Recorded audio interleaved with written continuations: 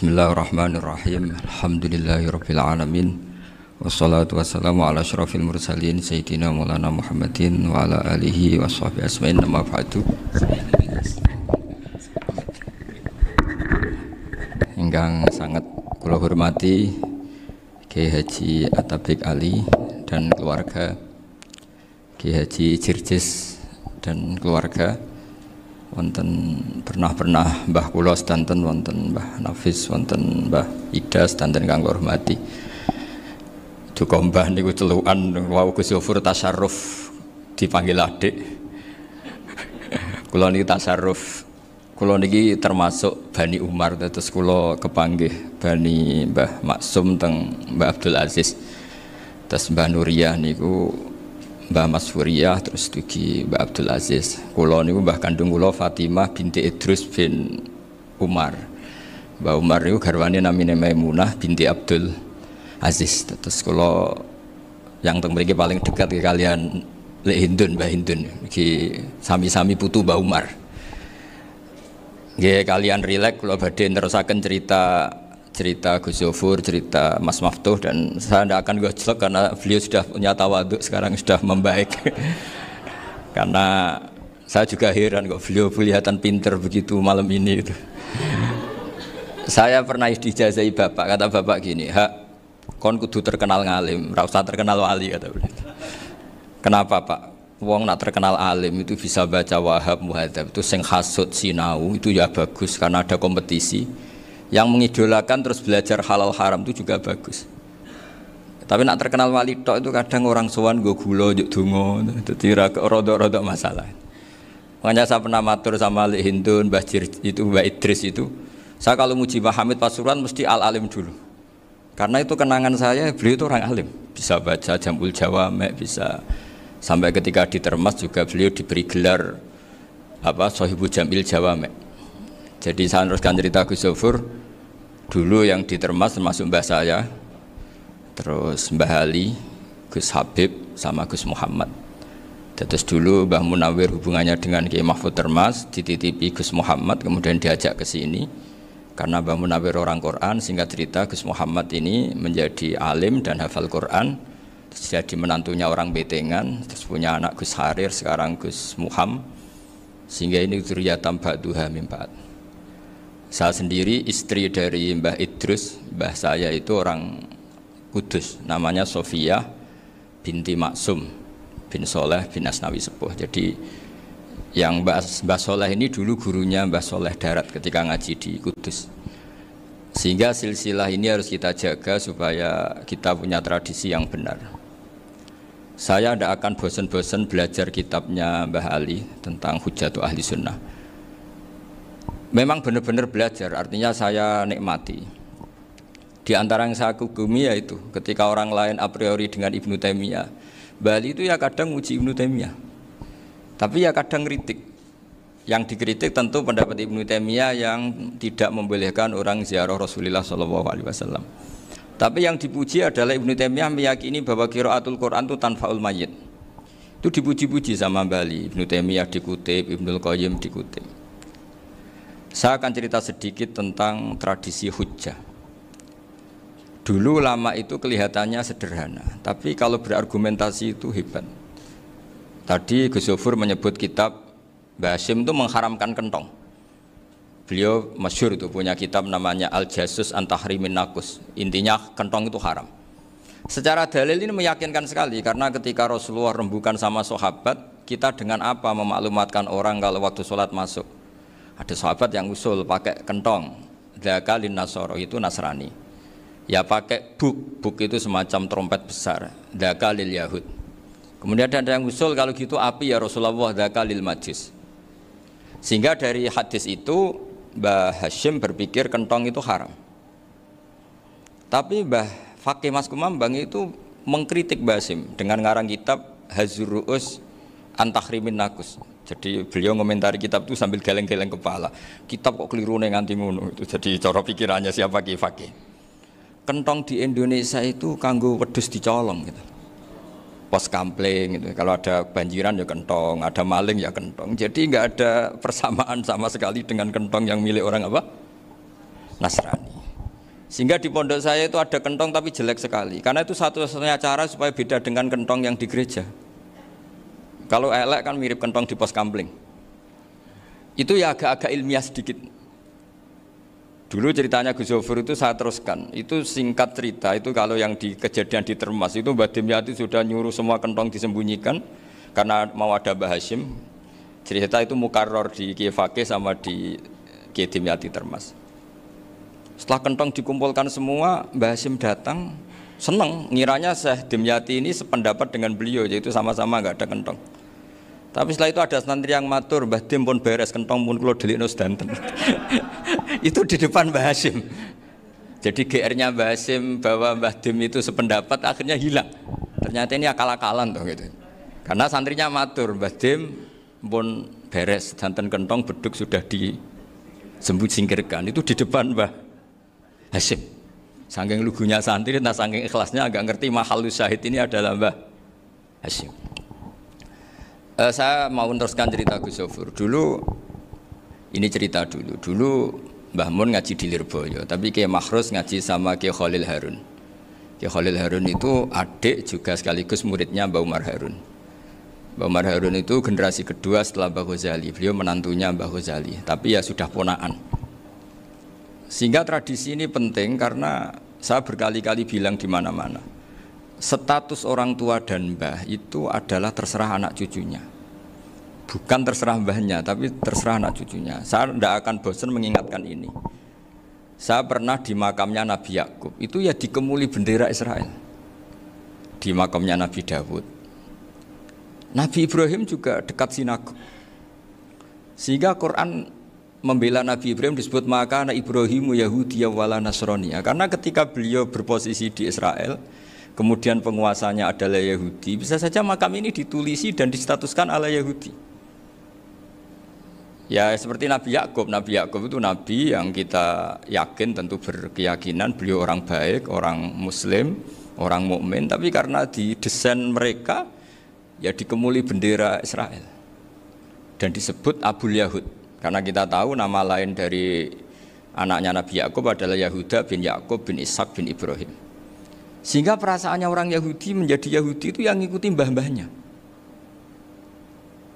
Nah khawatir saya ketika buyut-buyut kita kaya, buyut saya itu orang kaya dulu, namanya Badur Rahman. Itu kaya sekali, tanahnya banyak. Dulu cerita Mbah Hashim ya kaya sekali, Mbah Maksum juga kaya, Mbah Abdul Aziz juga kaya. Karena dulu itu inginnya kiai itu yo ketok sugih lah, gak ngel-ngelo santri. Tapi nanti kalau cucu-cucunya sudah tidak alim, itu tidak dianggap punya tanah itu karena untuk fasilitas santri. Aku tak kedonyan, mbah-mbahku ya kedonyan. Buktinya tanah ombo. Karena dia akan menafsiri sesuai cara berpikir.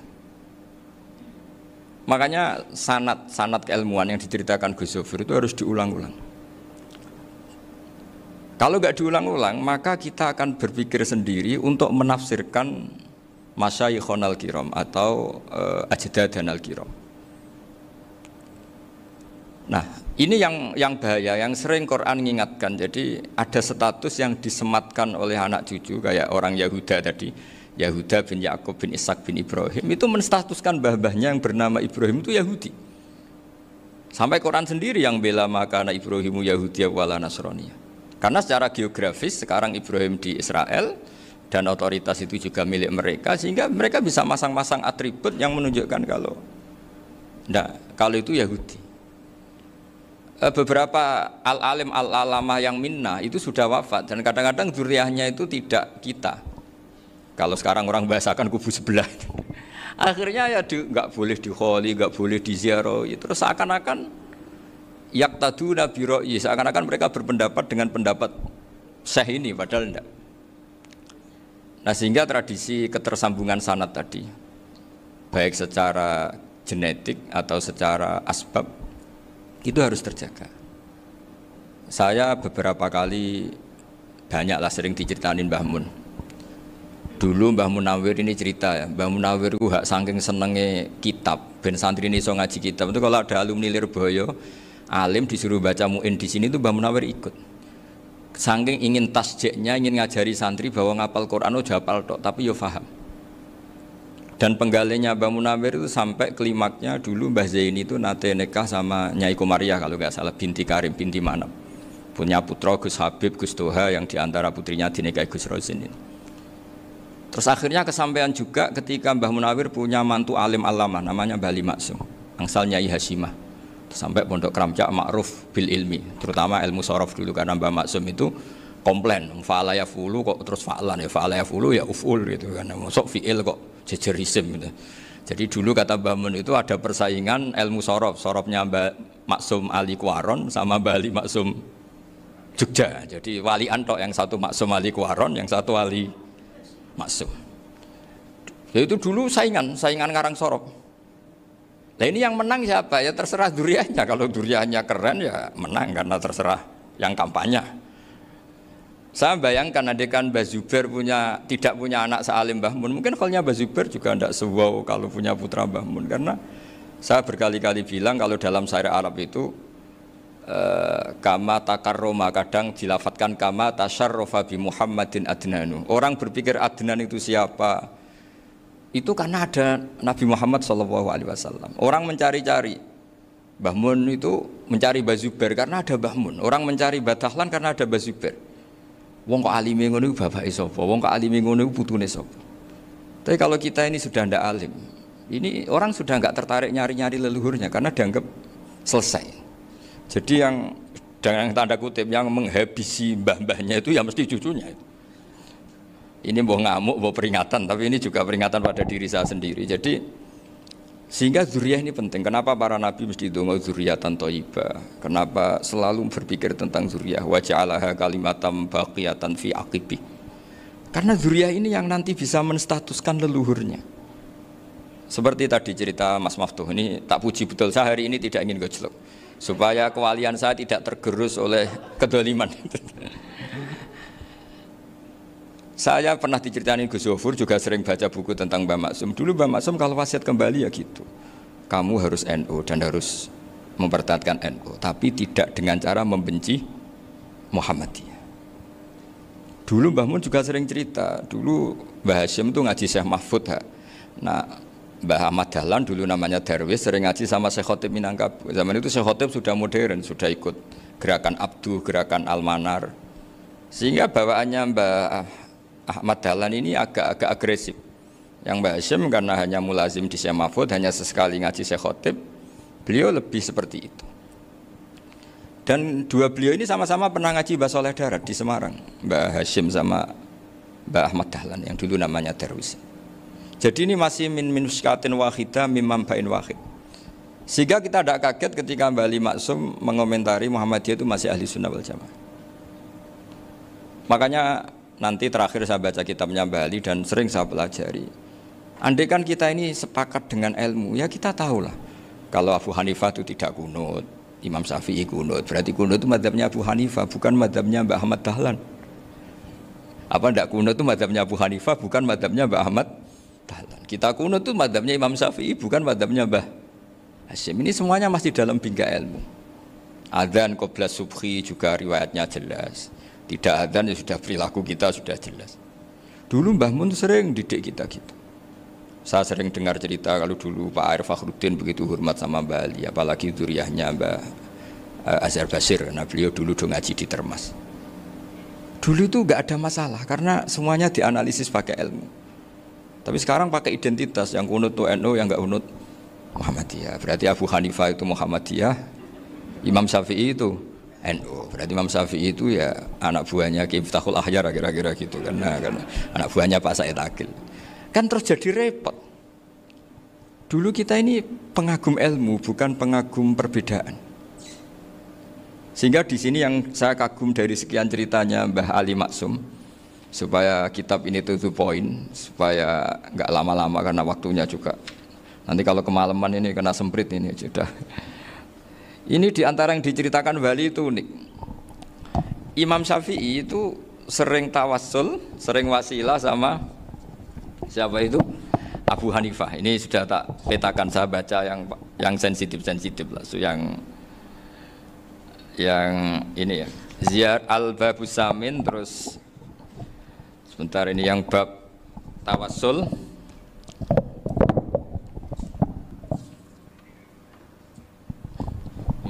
ini halaman 90, mungkin santri-santri Kerapjak bisa ngecek lagi di kitab Hujjatu Ahli Sunnah. Ketika cerita tawassul, di antara yang diceritakan Mbah Ali Maksum adalah perilaku ya, bukan sekedar statement tapi apa? Perilaku. Perilakunya Imam Syafi'i atau ahwalnya kalau bahasa halusnya, yang selalu ke makamnya Abu Hanifah untuk tawassul. Padahal Imam Syafi'i itu orang yang secara ilmu sering kritik Abu Hanifah. Jadi ini saya baca ini di halaman 100, jadi tawassul mulai halaman 9 berapa ini sampai halaman ini yang qala sami'tu Syafi'iyya yaqul inni la atabarraku bi Abi Hanifah wa aji'u ila qabri fi kulli yaumin zairan fa idza uridat li hajatun shallaitu rak'atain, halaman 100, waji'tu wa sa'altu wa ta'ala al hajat indahu fama tab'udu anni hatta tuqda. Kanal Imam Syafi'i ayyama huwa bi Baghdad yatawassalu bil Imam Abi Hanifah yaji'u ila dorihi fayusallimu alaihi wa yatawassalu ila Allah bihi fi qada'i hajati. Terus wa yatawassalu Imam Ahmad bi Imamina Syafi'i. Jadi di antara yang diceritakan Mbah Ali Maksum itu betapa Imam Syafi'i yang terkenal sering mengkritik Abu Hanifah dalam tatanan fikih karena beliau tidak percaya ada istihsan. Abu Hanifah berpendapat adanya istihsan, dan kita tahu lah ikhtilafu Syafi'i wa Abu Hanifah itu besar sekali. Tapi beliau itu tahu Abu Hanifah itu orang yang sangat soleh. Abu Hanifah itu kalau ketemu sama orang yang utang beliau itu yang lari bukan yang utang Abu Hanifah, karena takut orangnya itu izin. Jadi kalau ketemu yang utang di jalan itu yang sembunyi itu Abu Hanifah. Kenapa engkau sembunyi? Ada yang utang saya lewat, nanti orangnya malu. Jadi setingkat Robi'ah Adawiyah itu beliau di rumah ada maling itu sembunyi. Ditanya kenapa engkau sembunyi? Malu, gak ada yang dimaling. Malu sama malingnya karena serumah itu gak ada barang yang layak dicolong gitu. Itu Robi'ah dia sembunyi. Itu yang bisa niru itu Abu Hanifah. Jadi wali-wali besar ini ternyata saling menghormati dan saling tawassul. Nah saya berharap tawassul ini bukan sekedar perilaku sosial, tapi memang ada sanadnya. Sehingga terus diceritakan Bali di sini dulu istaqa Umar bil Abbas. Kata siapa tawassul harus dengan Rasulullah SAW? Dulu istaqa Umar bil Abbas. Sayyidina Umar itu tawassul istisqa dengan Sayyid Abbas. Padahal kita tahu Sayyid Abbas ini tidak nabi. Terus beliau cerita sampai Imam Syafi'i tawassul sama Abi Hanifah. Sehingga nggak ada perdebatan itu kan Umar. Kalau Umar kan ada jaminan boleh diikuti karena beliau sahabat. Bali cerita tentang Imam Syafi'i yang tawassul dengan Abu Hanifah. Seargumentatif itu. Maka saran saya kepada alumni Kerapjak, santri-santri Kerapjak, karena saya hanya berani ngomong sama santri Kerapjak, sama mas saya hanya ada berani kalah sepuh. Itu tradisi keilmuan itu harus dijaga dengan hujjah dan dengan tadwin, dengan pembukuan. Saya punya sekian cerita ya, misalnya dulu kita mungkin iskal itu janggal. Kenapa sih orang Islam tukaran sama orang Islam itu? Sehingga di antara doa Nabi yang enggak dikabulkan Allah, enggak boleh dikabulkan sama Allah, enggak boleh, bukan berarti enggak mustajab. Redaksinya famana aniha, memang enggak boleh. Redaksinya bukan falam yastajib lahu tapi famana aniha. Di Al-Marrah As-Salisa ini Nabi dilarang, yaitu melarang umat Islam itu jangan sampai tukaran sama umat Islam sendiri. Itu kata Allah, ya tidak bisa kata Allah, kalau itu tidak saya kabulkan. Itu dulu guru-guru kita nyontohkan sederhana. Kira-kira kalau saya tukaran wek Gus Zofuru, Mbah Mun luwih ikhlas dibanding ditukari wong liya. Nakno kakak ditabuk adik, wong tua luwih ikhlas dibanding ditabuk tangga. Barokahnya membaca kita lebih mentoleransi. Kalau ada Mbah Hashim dikritik Mbah Fakih Mas Kumambang, kita ikhlas itu. Tidak dikritik guru PAUD, itu kan. Atau dikritik orang-orang yang nggak bisa ngaji. Artinya ternyata keliru kita bilang kiai kok tukaran. Justru bagus kiai tukaran. Dibanding kiai dikritik guru PAUD atau dikritik orang-orang yang nggak bisa baca kitab. Akhirnya barokahnya baca kita menjadi tahu. Dulu Mbah Mun sering cerita, ini masih cerita silsilah ya. Jadi Mbah Ali Maksum tadi kita tahu di antara guru besarnya Mbah Ali Maksum tentu Mbah Mahfud Termas. Beliau adalah adik dari Kiai Mahfud Termas. Mbah Dimyati ini adik Kiai Mahfud Termas. Itu punya saudara namanya Abdul Razak, juga punya saudara namanya Dahlan, itu yang membawa Thariqah Syadziliyah di Solo Raya, yang sekarang alhamdulillah diteruskan Gus Wafi. Dulu diantara pesannya Mbah Mun ke saya, hak Wafi kandani kon ziarah ning Mbah Dimyati. Mergo Thariqah Syadziliyah dulu itu yang bawa keluarganya Mbah Dimyati. Jadi semuanya ini masih dzurriyyatan ba'duha min ba'd. Nah pesan saya karena tadi Mbah Munawir yang termasuk orang pertama yang bawa Quran, bawa Qiraah Sab'ah. Kenapa saya bilang termasuk? Karena kalau bilang paling yang pertama ini nanti butuh data dan itu agak kerepotan. Nah, tapi yang jelas mimman istahara lah. Mimman istahara yang membawa Sab'ah ke sini itu adalah Mbah Munawir. Terus beliau ngajarkan diantaranya ke Mbak Arwani pakai kitab Satibi, pakai kitab Nazmus Satibi. Terus Nazmus Satibi itu diteruskan oleh Mbak Arwani, ditulis. Yang nulis dulu Mbah Dola Salam. Bapak saya itu murid Mbah Dola. Dulu Mbah Dola sebelum ke Mbak Arwani ngaji sama Ki Said di Sampang. Bapak saya sebelum ngaji di Mbah Dola sudah hafal Quran lewat buyut saya sendiri namanya Ki Zubaidi. Yang Ki Zubaidi akhirnya jadi menantunya Mbak Ahmad Su'eb. Jadi buyut saya kandung ini namanya Sofia, itu angsal keluarga Lasem, yang adiknya Sofia ini punya adik Badiah yang jadi ibunya Ki Sahal. Terus Ki Sahal punya Mbak Yu namanya Muzayanah, punya di garwa Ki Mansur punya anak Gus Qayyum. Jadi dulu ibu saya, ibunya Gus Sofur, ibunya Pak Maftu itu semuanya di Lasem.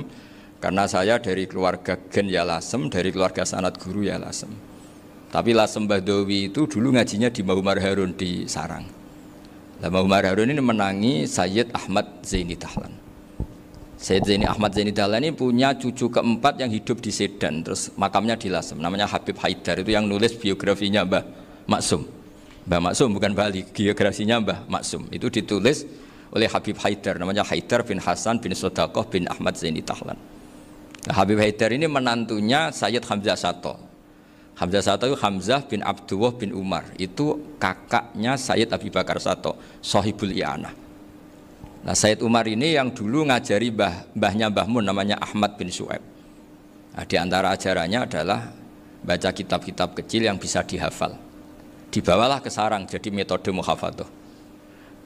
Tapi kemudian lama-lama oleh pondok itu jadi syarat kenaikan kelas. Dulu nggak ada muhafadzah untuk kenaikan kelas ya, supaya orang alim itu harus hafal. Lama-lama dipakai syarat untuk muhafadzah. Jadi semua ini sanad harus kita ingat supaya kita bisa menjaga tradisi.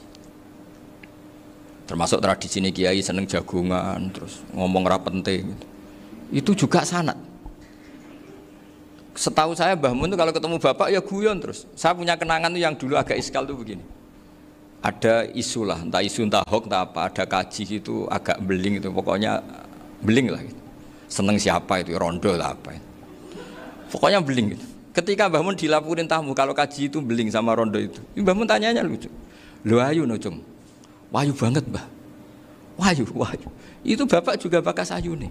Dulu saya sekali ini kiai kok bakas wong ayu, bakas bodine barang lah kira-kira gitu. Tapi setelah saya tambah alim, tambah ngerti itu, kata bapak gini, ya abek bakas ayu hak, timbang iya, no malah qadzaf. Ternyata seni. Sekali Mbah Mun atau bapak bilang, kaji kok zino kaji, maka larinya ke qadzaf.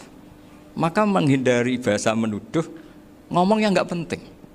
Loh ayu no. Jadi kiai dulu tuh orang sok suci tapi menghindari hal-hal yang jadi punya seni untuk ngelola kehidupan. Orang bermalam-malam jagungan sama teman asik itu kan perlawanan terhadap nafsu kita, syahwat kita untuk mungkin nikmati dugem di bar atau di tempat-tempat maksiat. Itu setan di Indonesia tuh kakuati sama Kiai Jawa. Orang supaya tidak tertarik maksiat itu Kiai Jawa cukup ketemu kancane masak terong guyon, gejolak-gejolokan zaman mondok, sewengi lulus sangka maksiat. Bar wis tutup. Perlawanannya sederhana, nggak pakai tahajud, nggak pakai wiridan, karena Kiai Jawa juga koyoknya rapati potongan ahli ibadah gitu, jagungan gitu. Jadi setahu saya itu pernah lihat Bali itu sekali ketika beliau ngisi ceramah di Mbah Hamid Bedowi, saya masih kecil diajak bapak. Dulu kalau bapak ngelihat Bali sama Mbah Hamid itu mesti nangis, karena dua orang alim bertemu. Yang akhirnya ya bisanan itu Mbah Hamid punya anak Gus Nasih, di sini ada Mbah Nafisa, terus jadi Mbak Salih Hindun itu. Jadi dulu tuh ya guyon terus ketika ketemu. Itu yang sering bodoni Mbah Hamid itu ya Ki Bisri. Kiai Bisri itu kalau datang ke Kiai Hamid Pasuruan, nak wali tenan aku teko ditatakno mangan. Jadi ukurannya ya. Ternyata sampai sana dikei mangan tenan. Masih belum mengakui, kan nak wali tenan aku iku kiai rung di mobil, dongakno aku di mobil. Sudah kalah satu seri itu masih gak terima. Lalu itu Mbah Hamid akhirnya berdoa, ayo monggo, mugi-mugi Kiai Bisri gak ada mobil. Itu setelah didoain masih tanya, mereknya apa merek? Jadi itu Mbah Hamid jawab, ya paling Holden itu. Nah, paling Holden. Itu nyari mobil itu ya adalah dapatnya Holden. Suatu saat Mbah Bisri diundang Mbah Hamid gak dikasih bisaroh. Karena utangnya sudah banyak Mbah Hamid. Mbah Bisri ini utang doa tadi. Itu ya gak dikasih bisaroh. Ya gak mau kesang apa-apa kelambimu kayak aku. Didol sama muhibbinya Mbah Hamid. Itu harganya melebihi jatah bisaroh. Ketemu Mbah Hamid, Kang, susu Kang, mergo. Jadi dulu itu rileks, makanya ini yang diceritakan ke Zofur. Sebetulnya kalau kiai-kiai itu bersanat itu ya rileks, hidupnya itu rileks. Karena rileks ini perlawanan terhadap kemungkaran. Saya dulu musyawarah sering sama Gus Zofur usul fikih. Itu jelas di antara yang ditulis Lubil Usul itu. Ya kita tahu tadi misalnya sanad usul fikih, Mbah Ber itu sangat al-usuli Kiai Zubair Dahlan, abahnya Mbah Mun. Punya murid diantaranya Kiai Sahal. Kiai Sahal punya karangan Thariqatul Husul fi Syarhi Lubil Usul.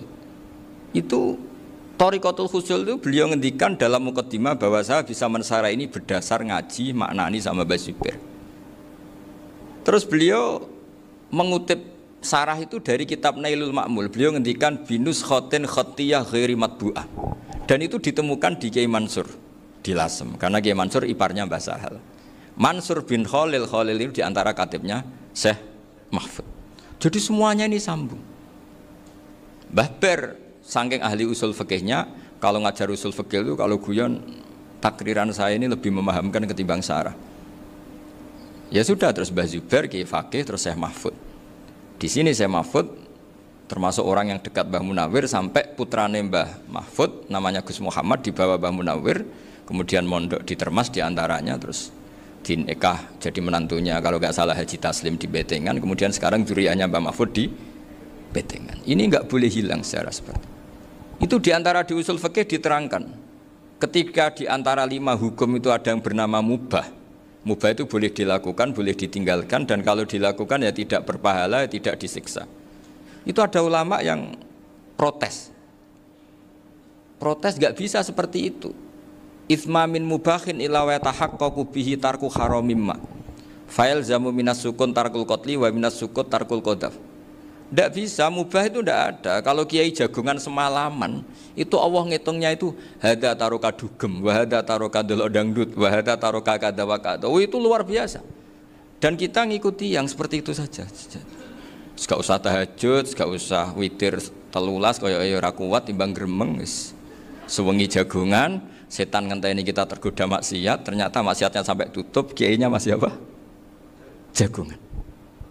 Jadi jagungan saja ada ilmunya bahwa itu perlawanan terhadap tarkul ma'asi. Sehingga bagaimana Anda katakan mubah ini mubah, toh gunanya adalah tarkul haram. Meskipun efek mubah juga bisa tarkul wajib, wae bojo blonjo turu. Karena wae ngrumat ibuke turu. Itu halal wajib. Jadi mubah itu resikonya ya bisa tarkul wajib, bisa tarkul haram. Sehingga kalau sanad ini terjaga secara baik, secara kultur, saya sering juga saguan sama Gus Zofur itu mesti tak niati gitu. Jagungan wong alim kuwi ibadah dan menikmati ibadah adalah dabul auliya wa dabul ulama. Kata Imam Ghazali, pada akhirnya waqud buhadatin al-istilzat bil mubahat. Kata Imam Ghazali, pada akhirnya qutbu hadaddin, madaru hadaddin, pokok dari agama ini adalah melawan kemaksiatan dengan kita menikmati al-istidzat bimubah. Kita menikmati sesuatu yang dibolehkan Allah Subhanahu wa taala. Dan seperti ini itu bisa qasmu dhuhri syaitan, bisa menghancurkan punggungnya setan. Karena kalau melawan setan dengan ibadah ini kadang kita capek selain isra potongan. Tapi nak kangkang ning komplek H gitu jagungan mbek kancane, ngenang melarate, mbok ngenang ora sekolah, ra munggah kenangan. Sing ra munggah diarani istiqomah. Gitu kan. Diarani tulus zaman, kok sing munggah dianggap kesusu. Saya ini punya pondok Quran, kalau ada yang hafal 3 tahun mesti digojolkan saya ini. Gak apik kesusu itu. Kesusu itu mesti tidak barokah karena tergesa-gesa apa? Hatam. Sehingga yang nggak hatam-hatam itu kayak partai mayoritas. Ini yang partai tulis zaman katanya. Ahlus sobri katanya. Akhirnya di pondok gara-gara itu mau guyon, tapi nggak ada stigma sih, saya nggak naik. Di pondok sarang itu saya punya temen itu banyak yang sekelas dengan saya, sekelas sama Gus Kamil, akhirnya sekelas dengan Gus Sofur. Padahal saya ini kakak kelas. Saya temannya Gus Kamil, temannya Gus Sofur. Ini anak ini nggak pernah naik. Itu nggak dinyek, nggak dicibir di pondok. Karena guyonan tadi. Guyonan bahwa ini bagian dari bentuk apa? Istiqomah. Nanti yang goblok juga tenang. Karena kiainya cerita, kadang santri goblok ya barokah. Di sini pondok akeh santri ora tau sinau ning omah dadi kiai gede. Selalu kiainya tuh cerita seperti itu. Akhirnya sing goblok ya bangga dengan kegoblokannya. Iya, jadi kiai itu orang yang meskipun guyon ini barokahnya Masya Allah. Dan setahu saya kiai-kiai alim itu ya senengannya guyon, karena tadi guyon itu luar biasa. Bapak saya itu kalau pesan sama saya itu enak ngaji is guyon nice. Wong ning omah mikir utang, mikir wedi bojo macam-macam, kok ngaji kok jak nangis pisan, nangis ping pindho gitu. Sudah jak guyon ae. Paling gak lali. Dan beliau punya dalil kul bi fadlillah bi rahmati fa bidzalika falyafrah. Jadi jangan sampai orang ini farah bil maksiat, jangan sampai orang itu. Dan ini yang saya kenang dari sekian cerita murid Bali. Mbah Ali Maksum ya senangane guyon. Gejol-gejolkan mbek santri guyon. Ini saya maklumatkan ke semua santri beliau bahwa ini bukan sekedar guyon, tapi al-istildzat bil mubahat. Ini adalah perlawanan terhadap setan karena banyak orang bisa senang tuh kalau nunggu maksiat. Ini bisa senang dengan sesuatu yang tidak maksiat. Itu kayak apa hebatnya? Makanya Nabi itu kalau ketemu sahabat ya sering ngendikan yang ringan-ringan. Ya Umar ma'afalan duher jong mana piye ije. Kalau ketemu anak kecil ya. Nanti ketemu yang tua-tua yang sudah nggak bisa mikir ya tetap riang. Sehingga ada cerita dalam sebuah tafsir. Ya saya ulang lagi, ada cerita di sebuah tafsir.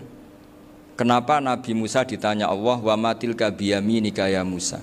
Ma'ana wa ta'ala a'lam. Tentu Allah sangat tahu yang dibawa Musa itu apa.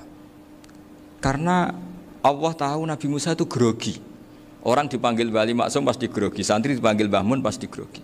Kenangan saya setiap dipanggil Mbah Mun ya mesti tanya, yang ringan-ringan, wis sarapan ya. Arung sarapan ya sarapan.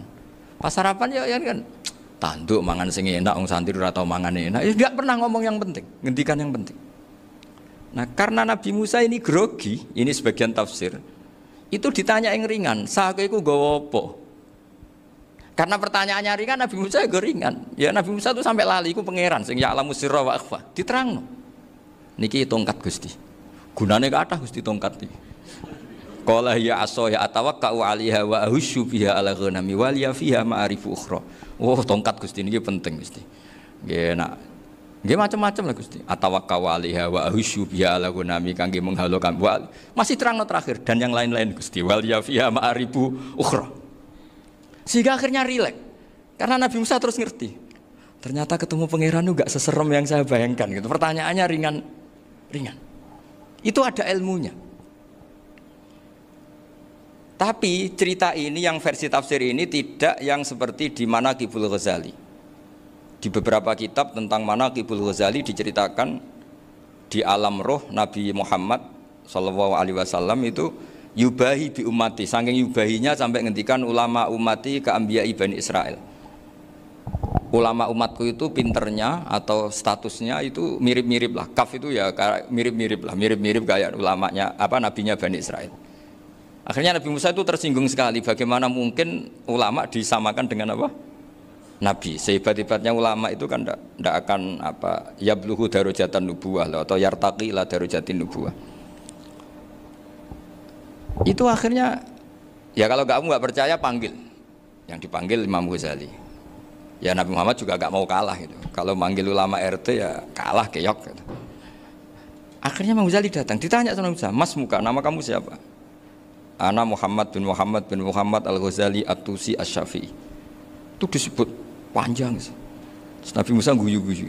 Kamu ulama kok ngomong yang nggak penting, ditanya namanya kok penjelasannya sepanjang itu, dianggap itu satu kesalahan. Masa Tanyanya nama kok ditanya, jawabnya Muhammad bin Muhammad Al-Ghazali At-Tusi Asy-Syafi'i, kepanjangan itu.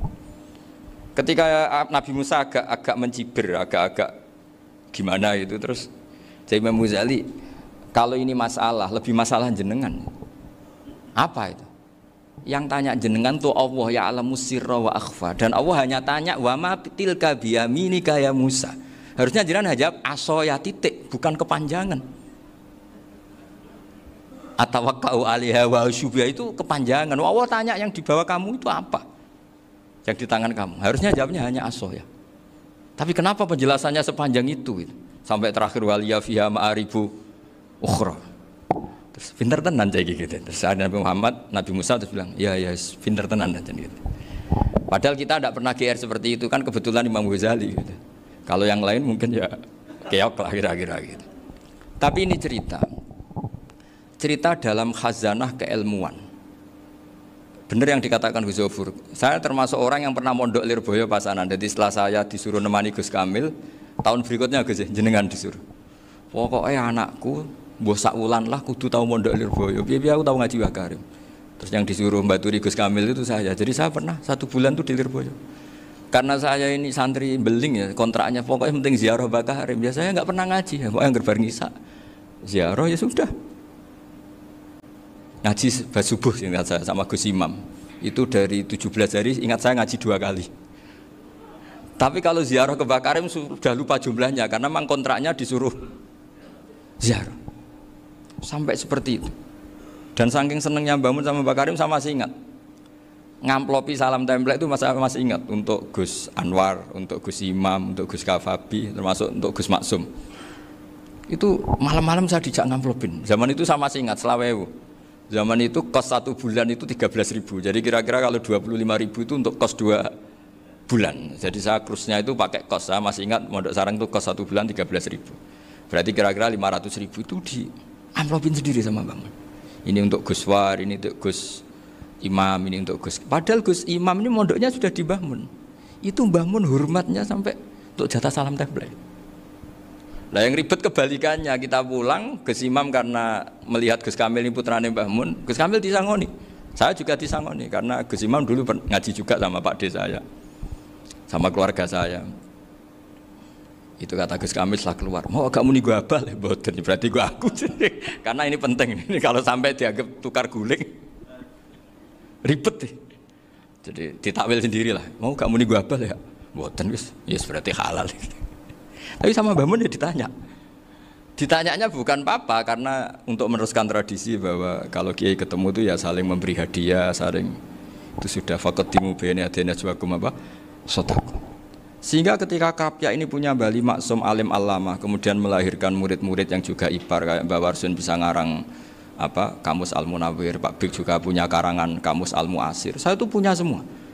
Karena ini adalah buah dari bahwa kita ini tidak kalah sama produk-produk yang di sana. Bahwa produk di kita ini sudah cukup untuk mengantarkan orang menjadi alim alama. Dulu Mbah Zubair ke Mekah ya sudah alim alama. Gus Zofur ke Al-Azhar sudah alim. Semua teman-teman kita ke Mekah itu sudah alim semua. Padahal produk mondoknya ya tadi. Mau digojlok kiai ini, terus mangkel be keamanan biasanya itu. Biasanya musuh besar pondok itu keamanan. Jadi ya bukan berarti gojlok ibunya Gus Maftuh enggak, biasanya keamanan tuh musuhnya apa? Banyak. Jadi cerita-cerita saya mohon sekali murid-murid Krapyak jangan hanya ngaji fikih. Kalau hanya ngaji fikih itu posisi Abu Hanifah itu seakan-akan nyuwun sewu orang yang sangat tidak ahli hadis. Karena beliau di situ kelihatan kalah sekali dengan Imam Syafi'i. Apalagi di perdebatannya Muhammad bin Hasan Asy-Syaibani dengan Imam Syafi'i itu kelihatan sekali betapa Abu Hanifah itu orang yang nyuwun sewu ditinggalkan dalam ilmu hadis. Sampai beliau hanya dapat gelar min ulama ahli ra'yi, termasuk ulama yang kuat logikanya. Juga harus baca kitab-kitab seperti ini. Ternyata di balik Imam Syafi'i mukhalif pada beliau di bab-bab fikih, perilakunya sangat hormat. Sampai beliau tuh kalau tawassul ke kuburannya Abu Hanifah. Dan beliau ngendikan an-nasu fil fiqhi iyalun ala Abu Hanifah. Semua orang yang ahli fikih itu masih anak buahnya Abu Hanifah. Saya berkali-kali cerita, mazhab Syafi'i itu alatut tadhir hanya 2, yaitu alma wa turab. Abu Hanifah nambahi wanar. Alasannya Abu Hanifah, orang mukmin yang dosanya banyak itu dibakar di neraka, dan alasannya Allah litadhirihim, untuk mensucikan mereka. Sehingga pikirannya Abu Hanifah, an-nar itu min alatit tadhir.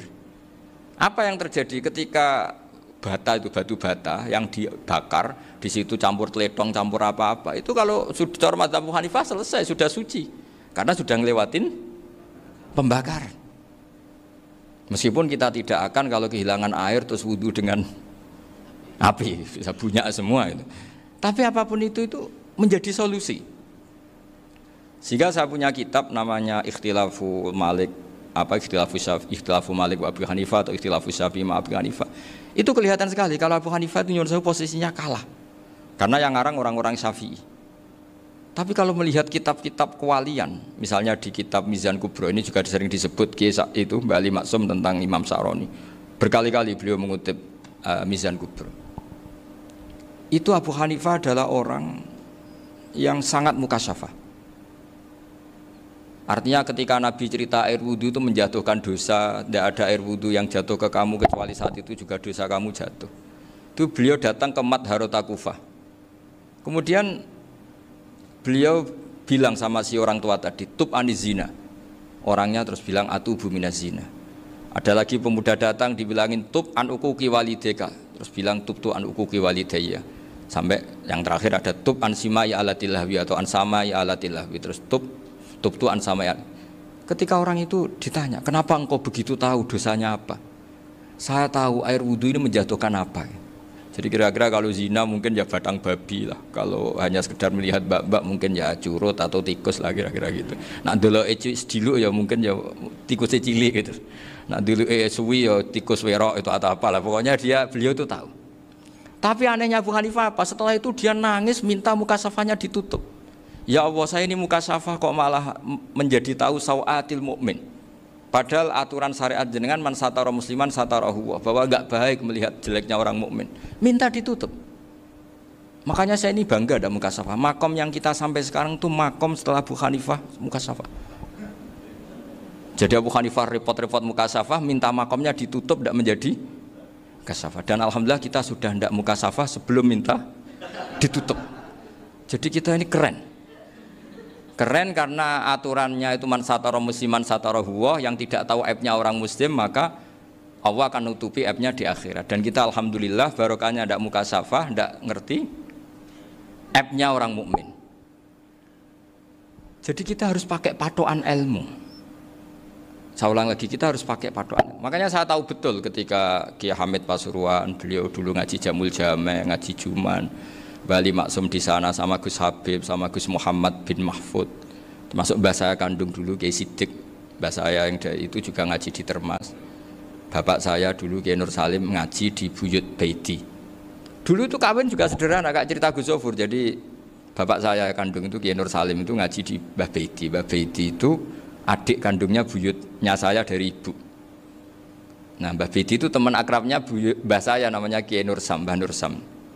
Singkat cerita terus Nur Kiai Jorabi narat Arabekno itu. Setelah bapak saya ke Badullah mau ditawarin jadi mantu, kata bapak saya kula pun dipek mantu Mbah Baiti. Akhirnya dapat ibu saya itu. Karena ibu saya itu cucu Mbah Baiti, cucu lambung. Jadi mbahnya ibu saya itu Mbak Yunya Mbah Baiti. Namanya Mbak Sofia tadi yang dapat Mbak Idris itu, yang Mbak Idris ini bin Umar. Ya Mbak Umar yang mbahnya Mbak Hamid, Hamid bin Abdul bin Umar, kalau bahasa itu Fatimah binti Idris bin Umar.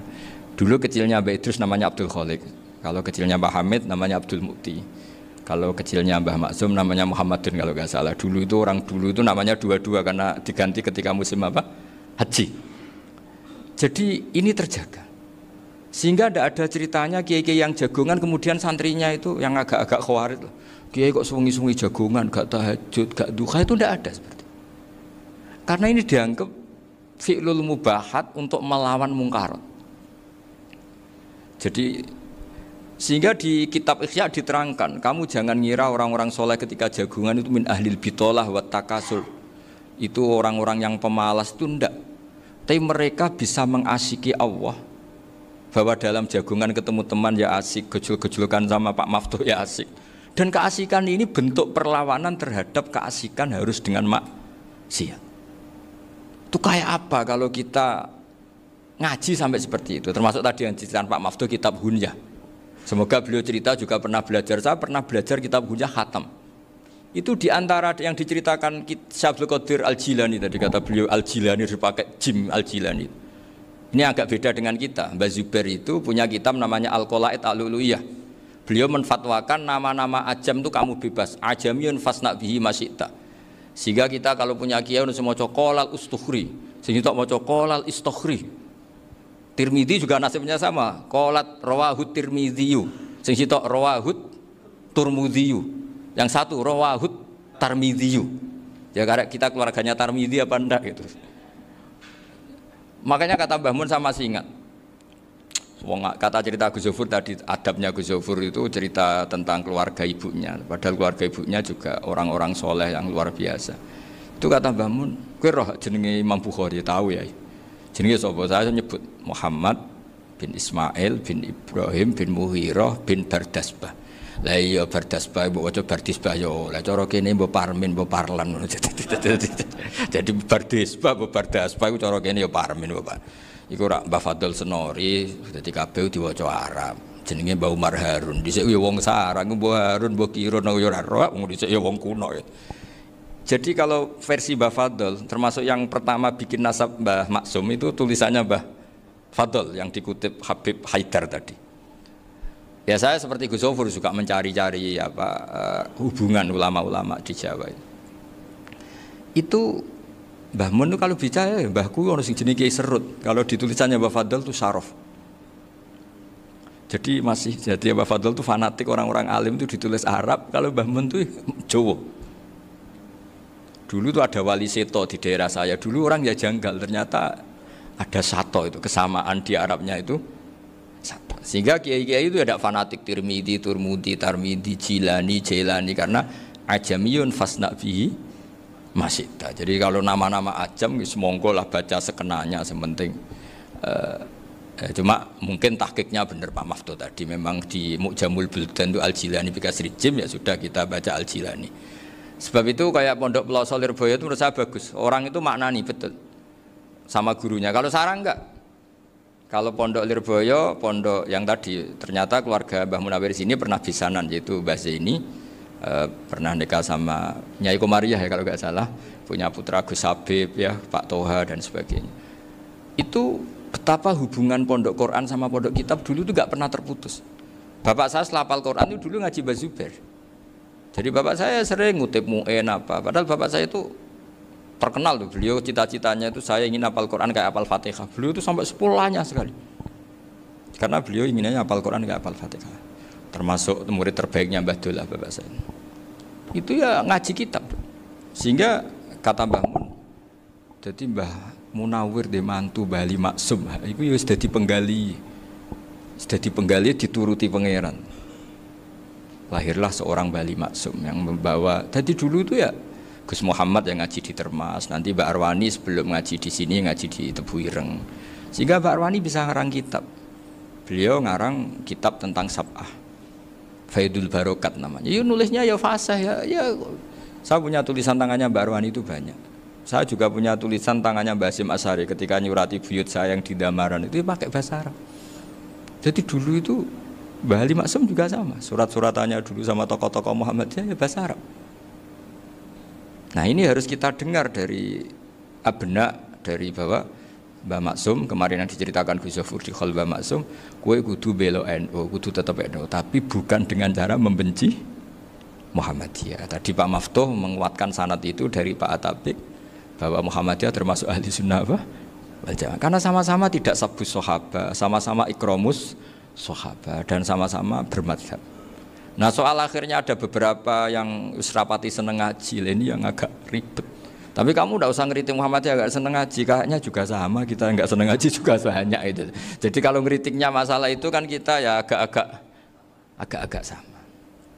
Ya jadi ternyata di sini, terus ini yang terakhir supaya nggak lama-lama, Bali juga punya sisi keras sekali. Jadi dalam hal-hal yang khas ini di halaman 87. Itu keras sekali. Beliau ngendikan wahal bi jununun hatta usdira amri lil mu'minin alla yazuru rasulahum.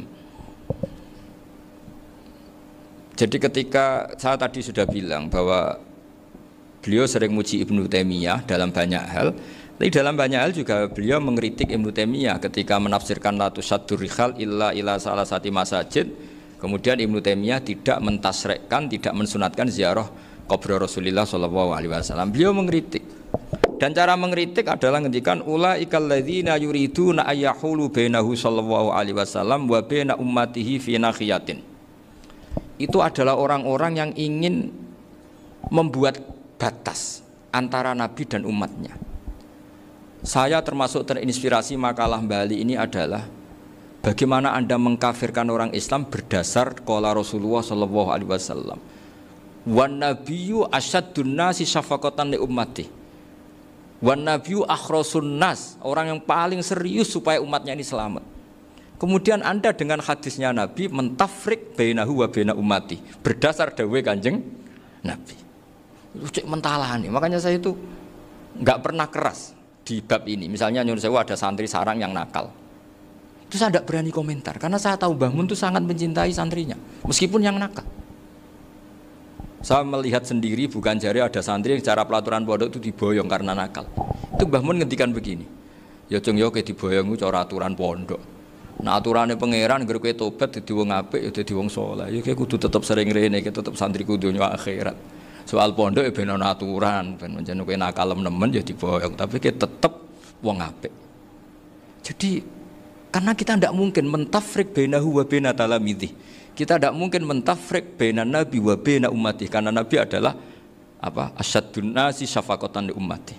Sampai saking sayangnya nabi itu ngendikan syafaati li ahlil kabair min ummati. Lho koyo apa baiknya Nabi? Ora melok nakal, ora melok maksiat, tapi melok nanggung swargane. Iku waktu gali sampean wis kowe utang gak apa-apa, bangkrut gak apa-apa, sing nyaur bapak. Gua sampean ngono top tenan. Anake yo ngawur tenan maksudnya itu, tapi top tenan. Lah Nabi ku umate sing dosa iku umate, Nabi sing nyuwun sewu, cara Jawane sing kangelan nyafaati. Karena Nabi gak boleh dipisahkan dengan umatnya. Makanya kata Bali Maksum, ulaikal ladzina yuriduna ayyahulu bainan nabi wa baina ummati. Itu mereka adalah orang yang ingin memisahkan Nabi dengan umatnya. Masa kita ngafirkan umatnya Nabi berdasar dawuh Nabi? Itu kan sama, saya benci santri Anwar berdasar dawuh Mbah Mun, padahal orang tahu semua begitu sayangnya Mbah Mun terhadap santrinya. Sama juga kamu benci santrinya Bali Maksum berdasar dawuh Bali, padahal beliau sangat mencintai santrinya. Nah kultur-kultur seperti ini tidak boleh hilang. Kita punya sanad, punya guru, punya keluarga yang sama. Jadi mbah-mbah saya itu orang Tuban, dekat sama posisi Ibrahim Asmorokonti tadi yang diceritakan. Jadi di kampung saya, kampungnya bapak saya itu ada makomnya Siti Syariah, itu mbak kandungnya Sunan Bonang. Dan bapak dulu sering ngajarin ziarah saya ke Mbak Asyari. Mbak Asyari itu bin Jumadil Kubro, berarti Mbak Asyari itu saudaranya Mbak Ibrahim Asmorokonti, gurunya Sunan Bonang. Jadi Sunan Bonang ke Tuban tuh karena disuruh ngaji sama Mbak Asyari, Mudin Asyari itu yang di Bejagung itu. Jadi ini semua sanatnya itu jelas, aturannya jelas. Kan Sunan Bonang bin Ampel bin Ibrahim Asmorokonti bin Jumadil Kubro. Lah yang Mbak Asyari ini adiknya Ibrahim Asmorokonti, makamnya di Bejagung di Tuban. Dulu Sunan Bonang sebelum ngaji kemana-mana ngaji di Bejagung itu di Mbak Asyari itu. Terus kemudian Sunan Bonang hidup di Lasem, di Pasujudan di Lasem. Makanya Lasem banyak orang alim karena ya dulu Sunan Bonang itu di antara aktivitasnya itu di Pasujudan di Lasem itu. Wafatnya kila di Bonang, kemudian mau dibawa orang Madura ke Madura, terus diambil Mbak Asyari, pernah mbahnya karena muammar Mbak Asyari, terus dimakamkan di Bonang. Jadi cara berpikir Mbah Ali ini menginspirasi saya. Kita tidak boleh mengkafirkan umatnya Nabi berdasar dawuh Nabi. Karena apa? Itu yang tidak diinginkan Nabi. Nabi itu inginnya yang di luar itu masuk, bukan yang sudah di dalam dikeluarkan. Itu kata beliau, ulaikal ladzina yuriduna ayyahulu bainan nabiyyi wa baina ummati. Orang-orang yang tidak mentasrek ziarah pada Nabi adalah orang-orang yang ingin memisahkan Nabi dengan. Dan begitu kias berikutnya, orang-orang yang sidik-sidik muni ini kafir, ini sudah enggak benar, ini la yurja khairuhu, itu orang-orang yang memisahkan. Dan lucunya berdasar dawuh Nabi. Makanya semua kalau sampai ngaji Mizan Kubro, ini kitab yang sering dikutip Bali Maksum, ketika Nabi ngintikan laisa minna man ghasyana, Laisa minna man latamal hudud wa syaqqal juyub bada'a bid'awal jahiliyah. Laisa minna min tilkal khoslah. Semua ulama mentafsiri laisa minna fi tilkal khoslah, bahwa dalam hal itu Islam tidak bertanggung jawab. Masa menipu berdasar dibolehkan Islam kan tidak mungkin. Semua perilaku yang salah disebut Nabi laisa minna fi tilkal khoslah, bukan laisa minna fayakunu huwa kafirun. Tidak ada satu ulama yang mengatakan laisa minna berarti orang ini kalau menipu sudah kafir. Ketika dosa, ya sak dunya kafir kabeh. Siapa enggak pernah menipu? Sekedar pernah. Siapa enggak sering menipu bahkan? Hobi kadang ya rezekinya dari nipu. Lah itu kalau betul maknanya laisa minna terus kafir, semua orang di dunia kafir. Karena siapa sih yang selain Nabi yang enggak, selain Nabi kan enggak mungkin apa? Maksum. Belum lagi menurut teori usul fikih ada nipu yang wajib.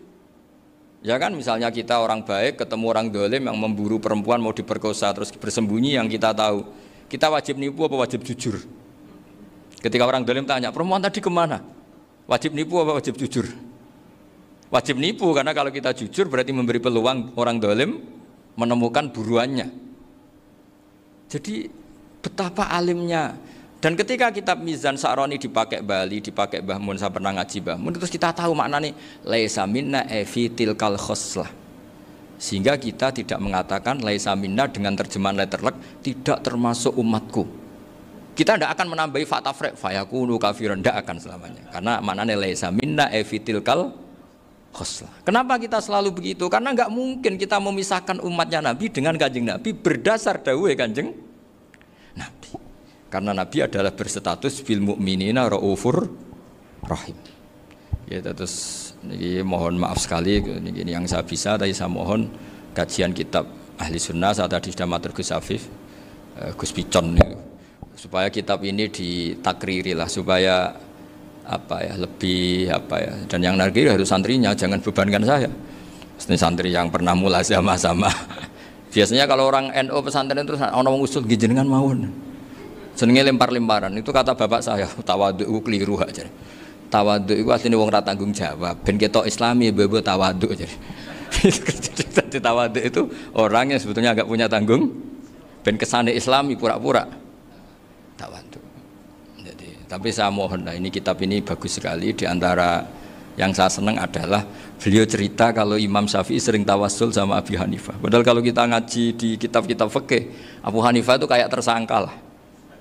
Di bab ilmu apa? Hadis. Sampai biasa kan di kitab Minhajut Thalibin, walaysa li Abi Hanifah hadisun sahihun. Jadi habis cerita madzhab Malik, madzhab Syafi'i, terus walaysa li Abi Hanifah madzhabun apa hadisun. Wah, kasihan ini. Tapi kalau kamu ngaji Mizan Kubro, Abu Hanifah ini dapat posisi. Karena mesti Mizan Kubro ngendikan farajal amru ila martabatayil mizan. Kemudian dua mazhab ini sama-sama benar, tinggal kamu milih yang musyaddid apa yang mukhaffif. Misal dosis tinggi apa dosis ringan, monggo. Dan itu saya ulang lagi, kitab-kitab yang sering dibaca Mbah Ali Maksum, kemudian Mbah Mun, guru-guru kita. Dengan demikian maka benar Gus Sofur tadi, kultur kita, tradisi kita tetap napa? Terjaga. Nggih, mohon maaf. Assalamualaikum warahmatullahi wabarakatuh.